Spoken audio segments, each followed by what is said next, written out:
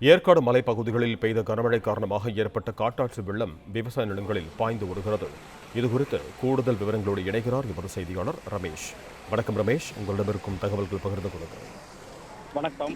சேலம் மாவட்டம் முழுவதும் கடந்த 3 நாட்களாக பலத்த மழை பெய்தது. இதுபோல ஏற்காடு மற்றும் சுற்று வட்டார பகுதிகளிலும் பலத்த மழை பெய்தது.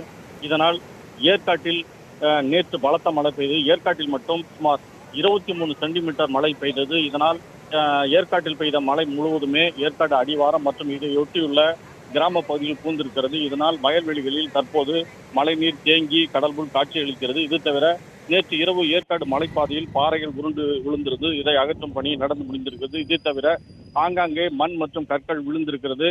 இதனால் மலைப்பாதையில் செல்ல போக்குவரத்து தடை செய்யப்பட்டிருக்கிறது.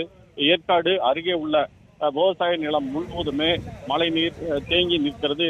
இந்த தண்ணீர் அகற்றும் பணியில் விவசாயிகள் ஈடுபட்டு வருகிறார்கள். இதனால் விவசாயிகளுக்கு பெரும் பாதிப்பு ஏற்பட்டிருக்கிறது. நிவாரண உதவித்தொகையை வழங்க வேண்டும் என விவசாயிகள் வலியுறுத்தியிருக்கின்றனர்.